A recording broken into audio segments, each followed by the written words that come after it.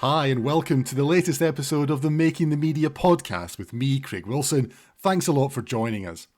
In this episode, we're going to talk about journalism.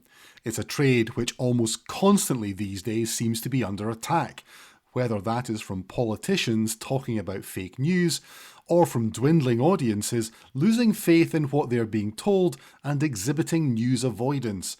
This could be by either not watching the news at all, or getting the news from other non-traditional sources, such as messaging apps or social platforms. But what if there was a different way to gather news and engage with audiences and communities to restore trust and to deliver news which is seen as having real value? That's what Damian Radcliffe is outlining in a series of reports which he has co-authored on community-centred journalism. Damian is a journalist, researcher and professor based at the University of Oregon in the Western United States. With more than 25 years of experience in the media industry, he has worked in editorial, strategic, research, policy and teaching roles in the US, Middle East and the UK. He continues to be an active journalist, writing regularly, and his work focuses on digital trends, social media, technology, the business of media, and the evolution and practice of journalism. The first of a series of reports called Redefining News, a Manifesto for Community-Centred Journalism, has just been published. So, what is it? What does it mean for journalists? How can it change the perception and value of news? And can it be made to pay? Let's start with Damian outlining just what community-centred journalism is. Historically, journalism has been a very top-down process. Journalists have determined these are the issues you need to know about, and we're going to tell you about them. And we're going to determine what you need to know and how we're going to share and distribute that with you. And this model really turns all of that on its head and says, journalists don't know best. Audiences, communities, they know what their information gaps are. They know what information they need to be able to prosper and thrive and survive in their lives day to day. And our role as journalists is much more kind of service oriented, working with those communities to identify what their needs are, and then determine with them what is the best way to present that, and holding journalists accountable throughout that process. So not just working with communities to develop the inception of an idea, but throughout that entire process from inception to publication and beyond, constantly working in partnership, in tandem with those communities to make sure that the work we're doing actually fulfills real information gaps. What do you think it is about the, I think, peculiar set of circumstances that exist at the moment about journalism that dictates that there is a need for people to take a different view and perhaps to take the kind of approach? Well, I think there's a number of factors. I mean, the first thing to say is that some of these things, as you say, are based on where we are today. So we know that trust in media and trust in journalism is at or near pretty much all-time lows, and that hasn't really changed over the course of the last decade. So if we continue to do what we have always done, the data would seem to suggest nothing is going to change. That trust needle is just going to stay exactly where it is. We also know that business models are changing as well, increasing emphasis on reader revenue, on membership models, kind of moving away from advertising funded media. And therefore, that means you have to be much more alive to the needs of your audiences and to demonstrate that you are meeting them. So this is also a potential model to engage with audiences, rebuild trust, and also perhaps bring in revenue from audiences. That's not the primary goal, but it is a potential benefit of it. And then the third thing to recognize is the fact that there are many communities that have always been poorly served by the news media and by journalism, that have been misrepresented, misconstrued, overlooked, have been had really bad experiences of working with journalists who often kind of parachute in for a story, have a very exploitative relationship with those communities, and then just disappear when their job is done. And so what we're advocating for in terms of taking a community-centered approach is saying we have to change all of those things, and in particular that kind of relationship with audiences that have have really had bad experiences of working with journalists and journalism in the past. And to do that means looking beyond deadline, looking at building long-term relationships, co-designing how stories are told and produced, and recognizing that so much of this is focused on addressing questions of audiences and really, really listening to what their needs are throughout this process. You mentioned the word there, parachute, and there's a phrase in the report which talks about parachute journalists or parachute journalism. Is that just not the nature of journalism in some respects? Because something happens and you have to go and report it, and then you move on to the next thing. It can be, and I think that has always been the case and will continue to be the case. That there are always going to be examples of that, but so much of this also is around issues, say, of news and media literacy. That if you are from a community that has had very little experience of working with journalists or interacting with journalists, then you won't necessarily understand this is how the media works. And so I think about kind of examples where, so I did an interview a few years ago for an NPR program, and I spoke to them for about 20 minutes, and the show is only 15 minutes long, so I knew that only a small fraction of that was going to be used. In the end, 7 seconds of what I said was used. And I'm a journalist and I understand how these things work, but if I wasn't, I'd be really pissed off that I'd invested all of this time and thought and such a small element of that had been used. And so one of the ways we can navigate around that is by actually explaining journalistic process to the sources that we're working with, and explain, well, this is what we're looking for. This is how what you tell us is going to be used. Even if we're not going to use all of these quotes or this video or this audio, you'll be able to shape the story, and keeping people in contact as the story is produced and then published is also, incredibly important, so that then when it drops, there's no surprises and people feel that essentially either the journalist has come in knowing the story they already wanted to tell and they're just looking to get a soundbite that reinforces a perspective and point of view they already had, or that they really weren't just that interested in what that source had to say. And so there were a lot of people are very disaffected with the experiences that they have had with media organizations, and often with good reason. And so even in a case where we might have to parachute in to do something, there is an importance, I think, in taking a step back and taking a beat and actually explaining what we are doing, how we're going to do it, and why it works in that way to audiences. And I think just small things like that can do a lot in terms of addressing some of the trust issues that we see all around the world among populations and their attitudes towards journalism and the mainstream media. Yeah, there's another phrase that's used that talks about journalists need to be collaborative rather than extractive. And I thought that was a really interesting way of describing that, what in many ways, I guess, is like a transactional relationship that would exist today. So do you see this as something that's moving along? It's not necessarily about journalists living in the community, but it's about them understanding the community's needs a lot better. Yes, I mean, I think a lot of this is very much focused on local journalism, and a lot of the best local journalism stems from people who are part of those communities, and therefore the kind of issues that communities are grappling with day to day are part of your own lived experience and part of your own DNA. But I don't think it has to be exclusive to that. I think you can still come into communities and report on them in a fair and reflective way. The key thing, as you say, is about it being collaborative. It is about taking time to understand the issues that a community are facing, and potentially working in partnership and in collaboration with different folks across those communities to really help understand the nuance and the history and so forth of those issues.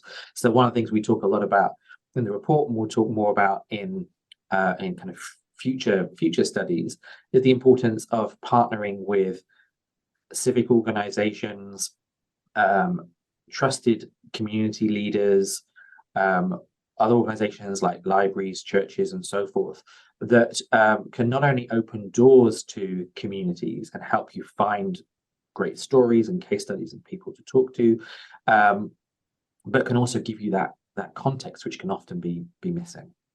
I mean, sometimes journalists and journalism, it has to be contentious because you're trying to investigate perhaps and extract information that people don't want to be shared. So how does that square, if you like, with this collaborative approach that perhaps you want people to take? Yeah, that's such a great question, because this is not about PR. This is not about just, shining a light on a community in a way that they necessarily want to be portrayed. It's still bringing kind of robust journalistic sensibilities to this, and being very clear to the community that that is how things will work. But the key thing is really understanding the kind of issues that those communities are facing and how to best address them. So there's an example that we give in the report that's produced from Philadelphia by an organization called The Trace, who talked to their community about issues of gun violence that they had contended with. And this is an issue that we see sadly across all of the states, and there's huge amounts of column inches that are produced about this. And what that community said was, well, actually, the thing that we most need is to know where we can get information and help about the resources that are in our community. And so that organization put together a directory of resources that you could then search for at a neighborhood level to address those specific needs.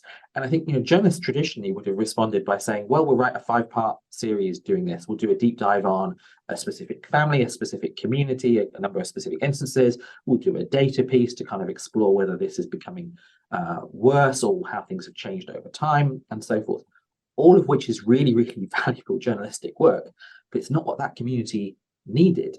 What that community needed was something actually which more simple to some extent, but was this kind of directory. And I think that's a very, very different way of working, and of recognizing that for us to be effective, we have to understand what communities need and then try to meet them.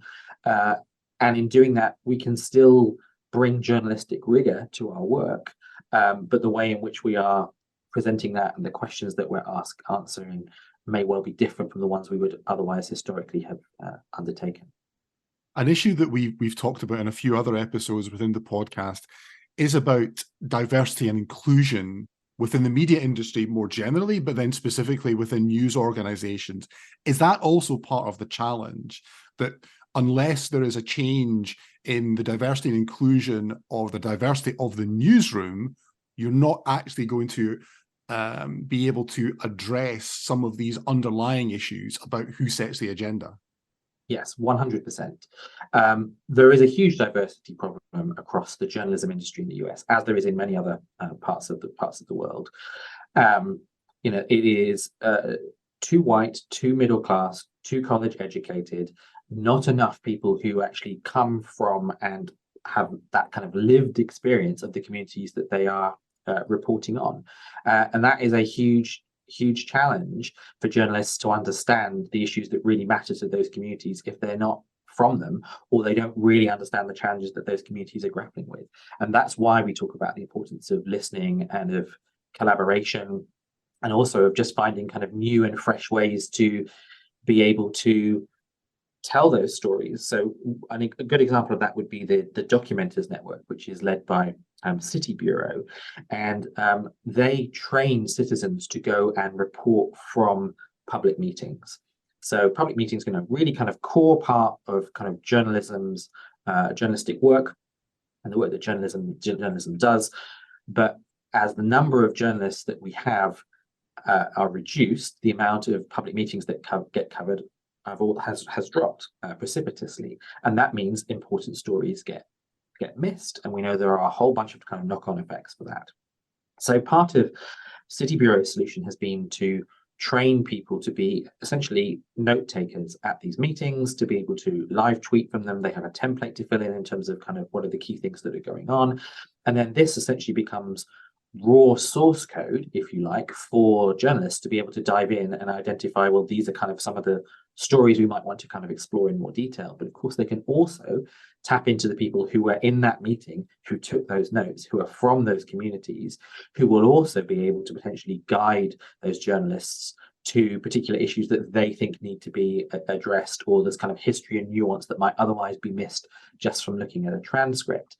And that tends to be a much more diverse cohort.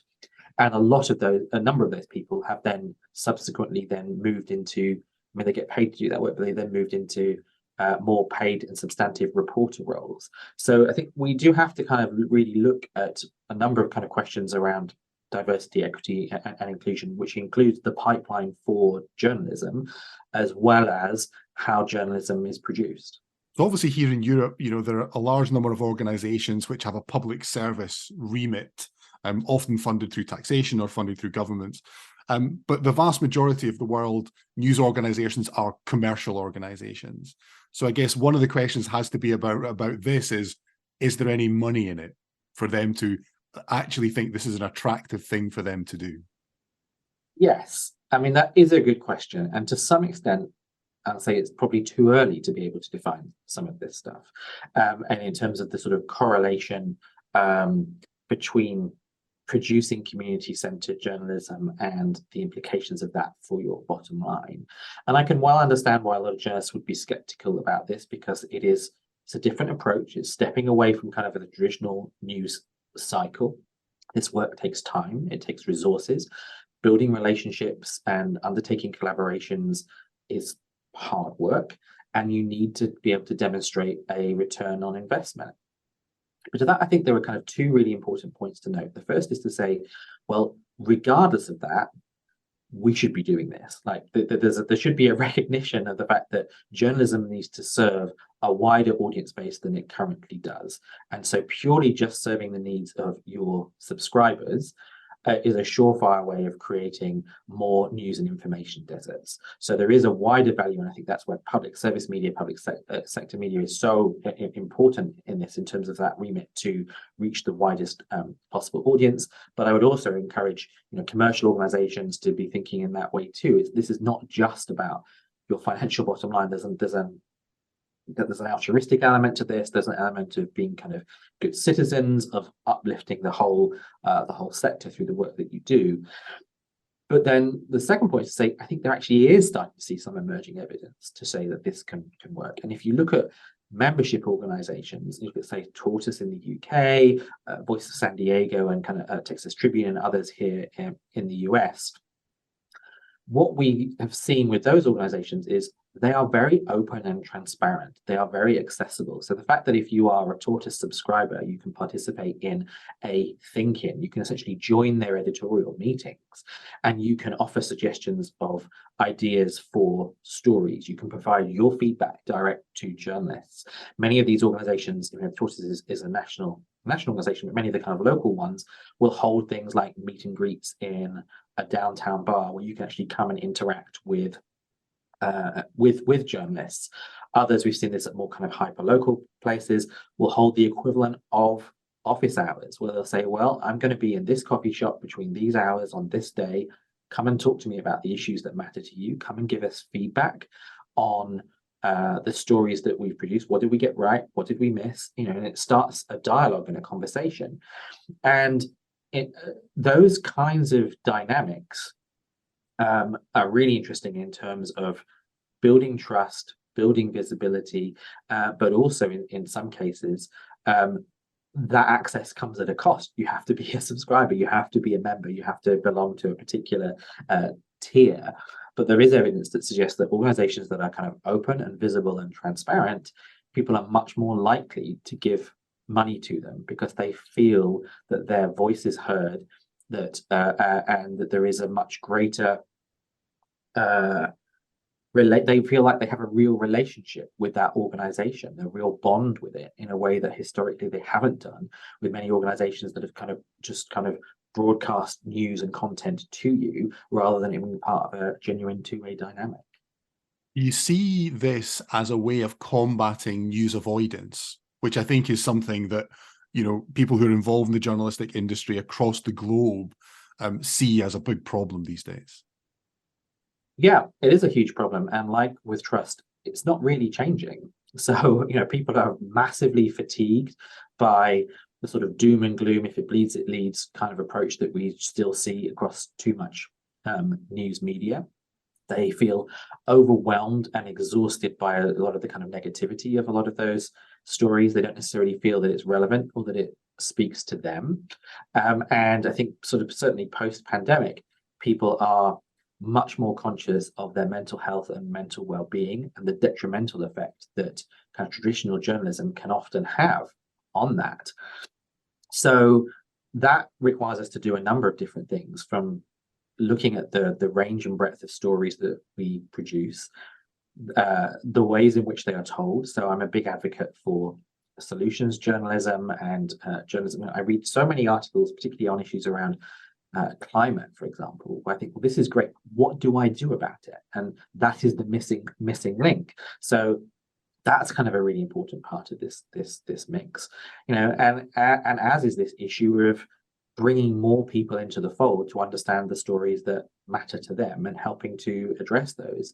So I think if this does feel as if the news agenda is designed kind of more in partnership with audiences and with communities, that may well help to begin to address some of those issues of news avoidance.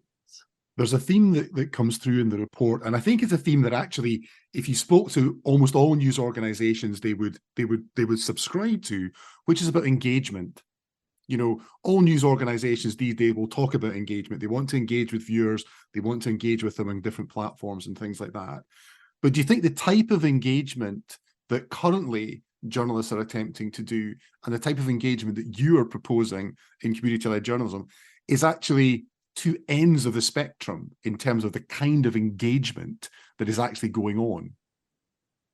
Yes, that's a really good way of putting it. I mean, I think engagement is a very loaded term because it means such different things for so many organizations. We will talk about engagement in terms of page views or time on site or bounce rates. It's sort of a catch-all title for so many different things. Or organizations will say things like, well, we have a comment section on our website, although many of those are being turned off. This is an opportunity for you to engage with us, or you can reach out to us on social media. There are all these different ways in which you can engage with us. But actually, that's not real engagement, because so often that you get, first of all, a lot of that commentary and kind of feedback is quite vitriolic and not very constructive or helpful, which is why many journalists really don't want to read their own comments and will kind of step up, be very keen to hit the block button on X and kind of other platforms. So you're often kind of getting unhelpful engagement kind of feedback, or it's coming from a very small number of people that are kind of constantly responding to everything. And it's not necessarily helping you to determine the value and impact of the work that you're doing. So a lot of what we're proposing here, it involves kind of stepping away from digital solutions to that engagement. Actually, a lot of that, particularly for local organizations, is around more face-to-face work. But there are examples of digital work that we've seen where that 100% works, but it is a different dynamic. So I talk about, I think in the report, ProPublica is a good example of this. There's an example from Alabama that's going to come out in the next report in this series of a project that was set up to support women and women's issues in Alabama, where these organizations have been using private Facebook groups to create a fora for communities to talk about the issues that matter to them. And that can be really valuable in terms of providing inspiration for stories and approaches. But to this point of not being extractive, it's also very much a genuine two-way dynamic. So journalists who are overseeing and monitoring these spaces, if they see issues arising or kind of topics being discussed, not only will they then say, well, we might go away and explore this, and here's what we did about it, they're also sharing information and resources directly with that group to address questions that are coming up. So they're being sort of helpful community members. And that in turn builds trust amongst that community, that this is not purely a forum that's been set up to squeeze out stories and sources. They actually feel like it's part of a genuine online community, and that is, I think, a very different type of engagement to some of the examples I've mentioned earlier. It's very It's very human, it's very tangible, it's very direct. And again, it takes time to do, but I think it can pay real dividends in terms of the relationships you build with those sources and the trust that they also have in you. And I think there's also a really valuable knock-on impact to that too. Like if you're involved in one of those groups and you've had a positive experience, you're going to tell other people about the positive experience that you had. And the same is also true, going back to one of the things we were saying earlier, if you feel you've been exploited by a media organization, you're going to badmouth them too. So much is just about being much more savvy about relationship building and treating people with due respect. You've alluded to a couple of times in the interview, Damian, that the report is part of a series. So, what are the other sort of chapters of the book, if you like, going to focus on in the next couple of reports? Yeah, so this is the part of it's the first of three, and partly that was because we felt that if I published it all at once, it would just be too long and no one would read it. And as a journalist, you want to be read and you want your work to be valuable and useful. But at the same time, we also felt that for some organizations, just this kind of very concept of taking a community-centered approach would in itself be potentially challenging. So we wanted to sort of take people on a bit of a journey, if you like. So the first part we talked about today is really sort of saying, well, what is community-centered journalism? Why do we need it? And what are some of the kind of core principles that are embodied within it? And then if you buy into that and you subscribe to the view that, okay, we have to do things differently, we have to try to find ways to find new stories, fresh stories, be more impactful in the work that we are doing, try to rebuild trust and address issues of news avoidance. How do we do that? So part two is going to be case studies. Journalists love case studies. We want to, if we buy into the principles, how have other people put this into practice? So the second part is going to have 10 case studies from different parts of the US, covering a range of different topics, serving different audiences, and also different platforms to demonstrate that this is a model that can work not necessarily for every story and every beat, but can work for any medium and a wide variety of different types of news organizations. And then the third and final part will say, okay, we've explained what this is. We've shown you how you can do it.